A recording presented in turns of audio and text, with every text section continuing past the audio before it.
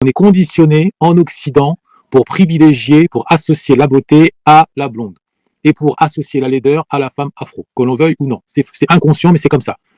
D'accord? Donc ça se traduit par des séries, par des films, par des clips, bref, tout un arsenal, toute une avalanche d'images, jour après jour après jour, au point où, nous-mêmes en tant qu'afro, dans notre inconscient, on a fini par mettre de côté dans nos critères d'appréciation, en termes de beauté, la femme afro. On va montrer une femme noire, mais elle n'est jamais noire. Elle est noire bonbon, c'est-à-dire elle tire un peu vers du clair. Ah, elle n'est pas noire, hein, elle tire vers du clair. Mais on n'a pas ce problème-là avec l'homme noir. L'homme noir peut être foncé par contre dans les films. Oui, c'est normal, c'est tout à fait normal. Pourquoi? La femme est la matrice. Si on vous dégoûte de la matrice, eh bien, on vous déstructure. Voilà pourquoi on attaque la femme, on n'attaque pas l'homme. Ces 500 dernières années-là, on a mis l'accent vraiment sur l'aliénation du noir. Le couper de ses racines, qu'il soit comme un enfant orphelin, comme ça il n'a pas de parents. Et comme ça, n'importe qui, il devient une girouette. Qu'il aime tout sauf lui. Car on sait, principalement sa puissance s'il se réveille lui-même. C'est une stratégie de l'ennemi, ça aussi. Et donc il y a à la fois une domination via l'esclavage, via la domination des premiers temps coloniaux, des conquistadors, et en même temps, ces corps nouveaux fascinent. Quand vous regardez les atlas, les premières gravures et les premières peintures, vous voyez toujours des corps dénudés, alors que l'Occident cache son corps. Vous avez le sentiment d'un homme premier, d'une primature, d'un retour au naturel. Et il y a donc une forme de fascination, et dans le même temps, on contraint ces corps, on les oblige au travail, dans le même temps, on les domine psychologiquement parce que nous sommes l'Occident. C'est quelque chose de très mélangé, de très complexe, mais il faut se dire une chose, les gens à l'époque ne voyageaient que très peu. Les milliers de gens qui vivaient en Occident n'iraient jamais dans ces autres mondes. Donc ils avaient à la fois une forme d'attirance et en même temps une forme de mépris. Les deux se sont entrecroisés. Et vous voyez, regardez, pourquoi dans les maisons, lorsqu'il y avait des esclaves, pourquoi on habillait les femmes avec des robes amples? C'était pour donner l'illusion que ce sont des femmes en forme, grosses, grasses, difformes. Ah oui, c'est pas au hasard qu'on le faisait. Par contre, les maîtresses de maison étaient vraiment habillées avec des tailleurs et tout ce qu'il faut. Il y a eu de l'esclavage partout. Mais la traite négrière, c'est de l'esclavage basé sur des noirs. C'est ça la différence entre la traite négrière et l'esclavage.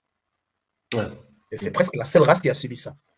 Je rappelle que dans la plupart des lynchages aux États-Unis, la plupart des cas, les hommes auront été castrés après avoir été lynchés. C'était de dire, vous avez osé regarder, parler, toucher à la femme blanche. C'est la color line absolue. C'est pour ça que vous avez ces images. En fait, ce sont des images pour bien signifier que l'homme noir est dangereux, que son corps est dangereux, alors que lui, l'homme blanc, a le droit de posséder la femme de l'autre. Maintenant, compte tenu de la colonisation de l'esclavage, on nous a coupé tout ce rapport à l'esthétisme, au raffinement, et on nous a jeté, là j'accélère dans l'histoire, dans la culture de la survie.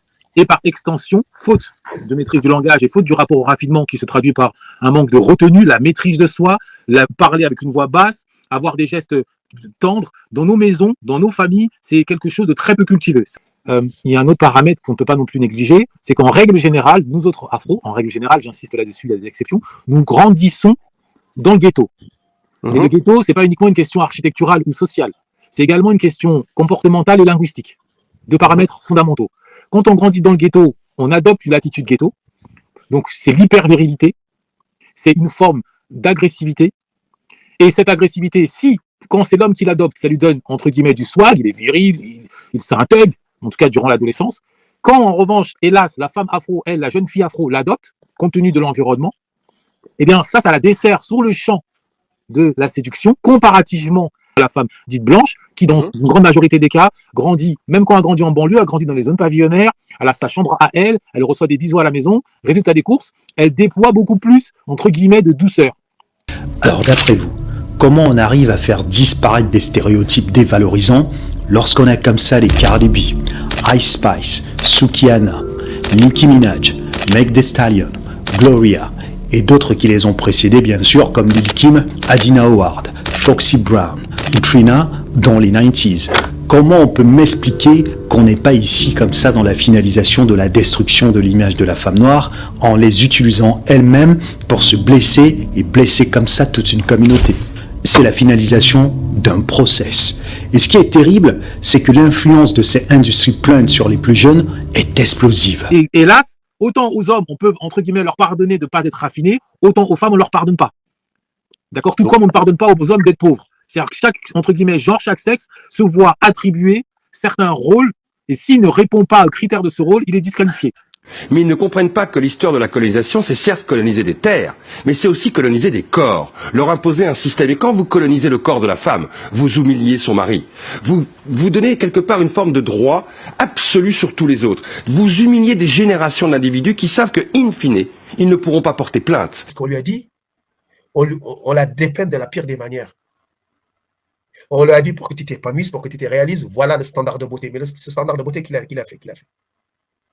Et c'est ainsi que quand vous liez l'inconscient collectif racial, où on retire à la femme afro la beauté, plus le conditionnement socioculturel, à savoir l'identité ghetto, eh bien, il y a un double handicap que la femme afro porte face aux hommes alpha, je parle des hommes alpha, des beaux gosses, des hommes qui réussissent, et qui l'humilient au quotidien en permanence. Nous, grâce aux Afro-Américains, aux basketteurs, aux rappeurs, on a pu rectifier le tir imposé par comme Michel Leb et Gabon Banania. La femme afro, elle, trouvez-moi une héroïne afro réellement jolie, qui incarne vraiment la femme fatale, qui incarne pas la femme vulgaire, la femme agressive, comme on a vu dans certains films, eh bien, auquel les autres femmes ont pu s'identifier. Un homme alpha qui réussit, qui grandit et qui aspire à aller au restaurant, à écouter du jazz, à sortir de cet univers hyper viril, hyper violent, forcément, s'il a le choix entre une Marie-Églantine, une Marjolaine qui fait preuve, je dis pas qui est plus intelligente, je n'ai pas dit qui est plus jolie, mais qui fait preuve d'un peu plus de douceur par son langage ou même par ses attitudes,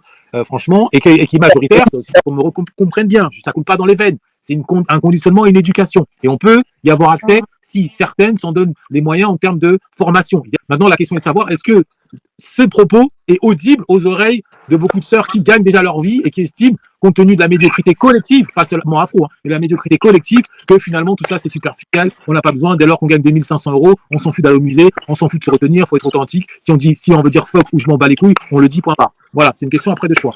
D'accord.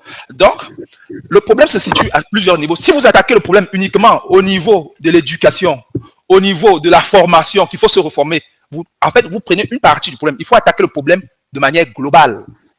Et comme Philippe le disait, il faudrait que nous-mêmes, nous ayons notre propre canal de communication. On doit créer nos propres films. Et créer des films, c'est pas faire ce que Nollywood fait. Je suis désolé. Pour celui qui a étudié le cinéma, il sait que ce qu'on fait au Nigeria, c'est pas du cinéma.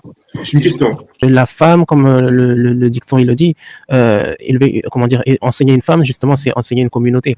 Et faut vraiment que les femmes elles-mêmes, premièrement, elles se respectent et elles prennent conscience justement de leurs valeurs. Donc ça, bon, bien sûr, ça va être aussi par rapport à nous, c'est-à-dire nous, les hommes noirs.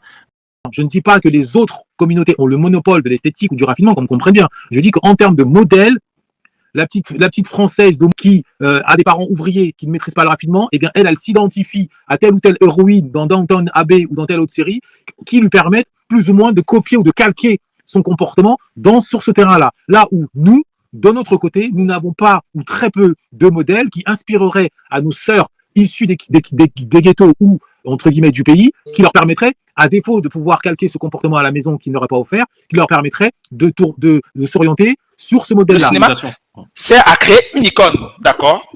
C'est à créer une histoire, c'est à formater. C'est un peu comme avant dans les villages. Faire rêver, on est d'accord. Voilà, faire rêver. En Afrique, on faisait rêver les gens à travers les histoires autour du feu. C'était pour créer une dimension psychologique qui permettait aux individus de se lier et de créer ce qu'on appelle un égrégore. C'est-à-dire, oui, et de s'aimer, et donc de créer un esprit supérieur qui nous lie. C'est ça les histoires en Afrique.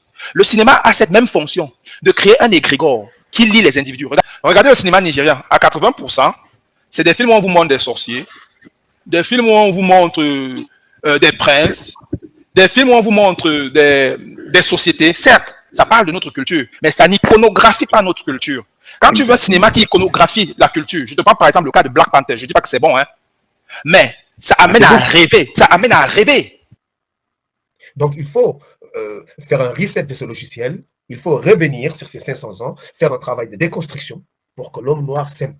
Donc, il faut parler parfois crûment, parfois, donc je prends des positions tonitruantes comme ça pour dire, ouais, une femme qui a des faux cheveux, il ne faut pas la marier, des trucs comme ça. Pourquoi? C'est pour créer un pseudo-cataclysme, pour choquer, faire un électrochoc dans la tête du noir. Voilà. C'est dans ce sens-là que je parle. D'accord? Parce que selon mes observations, il faut le choquer pour qu'il revienne.